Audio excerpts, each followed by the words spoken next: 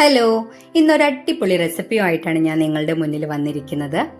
രാവിലെ ബ്രേക്ക്ഫാസ്റ്റിന് കഴിക്കാനോ ഈവനിങ് സ്നാക്കായിട്ട് കഴിക്കാനോ ഒക്കെ പറ്റിയ ഒരു അടിപൊളി ഐറ്റമാണ്. കറിയുടെ ഒന്നും ആവശ്യമില്ല നമുക്കിത് കഴിക്കാൻ വേണ്ടിയിട്ട്. അപ്പോൾ ഈ ഒരു റെസിപ്പി തയ്യാറാക്കാനായിട്ട് നമുക്ക് വേണ്ടത് 2 കപ്പ് പച്ചരി ഓവർനൈറ്റ് കുതിർത്ത് വെച്ചതാണ്, 2 ഉരുളക്കിഴങ്ങ്, ഒരു വലിയുള്ളി, ഒരു ക്യാരറ്റ്, 2 പച്ചമുളക്, ഒരു ചെറിയ പീസ് ഇഞ്ചി, കുറച്ച് മല്ലിച്ചപ്പും കറിവേപ്പിലയും. ഇനി നമുക്ക് അരി അരച്ചെടുക്കാം. അതിനായിട്ട് നമ്മൾ എന്ത് ചെയ്യണം, ഉരുളക്കിഴങ്ങ് ആദ്യം കുറച്ച് ഉപ്പിട്ടിട്ടൊന്ന് വേവിച്ചെടുക്കണം. എന്നിട്ട് അതുകൂടെ ചേർത്തിട്ടാണ് നമ്മൾ ഈ അരി അരച്ചെടുക്കേണ്ടത്. അപ്പോൾ അങ്ങനെ പുഴുങ്ങിയെടുത്തതാണ് ഞാനിത് കിഴങ്ങ്. അത് അതിലേക്ക് ചേർത്ത് കൊടുത്തു. നമ്മൾ എടുത്ത് വെച്ചിട്ടുണ്ടായിരുന്ന ചെറിയ പീസ് ഇഞ്ചി അതിലേക്ക് ചേർത്തു. ആവശ്യത്തിന് വെള്ളവും ചേർത്ത് നല്ല പേസ്റ്റായിട്ട് നമുക്കത് അരച്ചെടുക്കാം. അപ്പോൾ 2 തവണയായിട്ടാണ് ഞാനിത് അരച്ചെടുത്തിട്ടുണ്ടായിരുന്നത്. 2ാമത്തെ തവണ അരച്ചെടുക്കുമ്പോൾ ഞാൻ കിഴങ്ങ് മാത്രമാണ് ചേർത്ത് കൊടുത്തത്, ഇഞ്ചി ചേർത്തിട്ടുണ്ടായിരുന്നില്ല. കിഴങ്ങ് പുഴുങ്ങി വെച്ചപ്പോൾ ഉണ്ടായിരുന്ന വെള്ളമാണ് ഞാൻ 2ാമത്തതിലേക്ക് ആഡ് ചെയ്ത് കൊടുത്തത്. അപ്പോൾ 2ാമത്തതും അരച്ചെടുത്തു. ഇനി ഇത് നന്നായിട്ട് മിക്സ് ചെയ്യണം.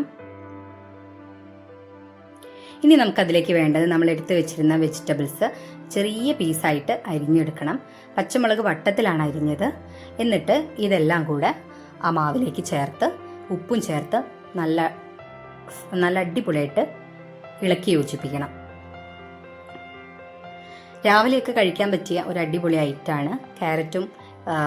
ക്യാരറ്റൊക്കെ വരുന്നതുകൊണ്ട് തന്നെ നമുക്കതൊരു ഹെൽത്തി ഫുഡായിട്ട് വേണമെങ്കിലും പറയാം. പച്ചമുളക് കുട്ടികൾക്കൊക്കെ കൊടുക്കുമ്പോൾ നമുക്ക് പച്ചമുളക് വേണമെങ്കിൽ സ്കിപ്പ് ചെയ്യാം. അപ്പോൾ ഉപ്പ് ചേർത്ത് കൊടുത്തു. ഇനി നന്നായിട്ട് ഇളക്കി യോജിപ്പിക്കണം.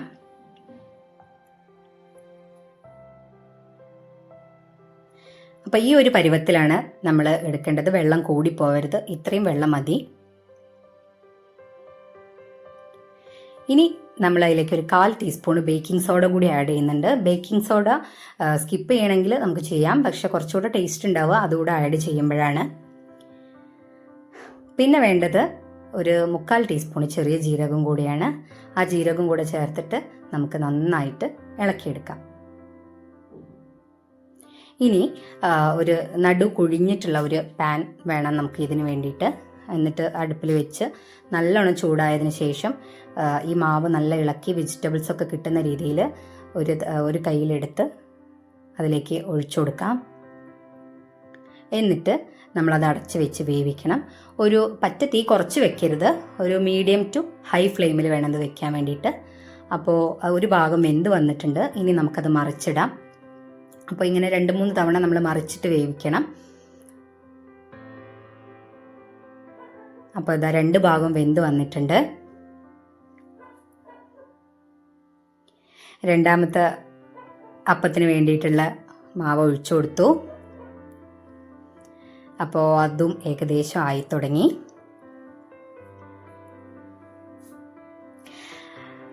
അപ്പോൾ അവസാനത്തതാണിത്. ഇതാ അവസാനത്തത് റെഡിയായി. അപ്പോൾ കാണുമ്പോൾ തന്നെ നമുക്ക് കഴിക്കണം തോന്നില്ല. നല്ല അടിപൊളിയാണ്, നല്ല ടേസ്റ്റാണ് ഇത് കഴിക്കുമ്പോൾ. കറിയുടെ ഒന്നും ആവശ്യമില്ല. നിങ്ങൾ ഒരിക്കലെങ്കിലും ട്രൈ ചെയ്ത് നോക്കണം. എന്നിട്ട് ടേസ്റ്റ് ഉണ്ടെങ്കിൽ കമൻ്റായിട്ട് പറയണം. ഓക്കെ, അപ്പോൾ ഇന്നത്തെ വീഡിയോ ഇത്രയേ ഉള്ളൂ. പുതിയൊരു വീഡിയോ ആയിട്ട് ഞാൻ വീണ്ടും വരാം. അതുവരെ എല്ലാവരോടും താങ്ക് യു സോ മച്ച്. നിങ്ങൾക്ക് വീഡിയോ ഇഷ്ടമായിട്ടുണ്ടെന്നുണ്ടെങ്കിൽ ലൈക്ക് ചെയ്യണം, കമൻറ്റ് ചെയ്യണം, പിന്നെ സബ്സ്ക്രൈബും ചെയ്യണം. Okay, by.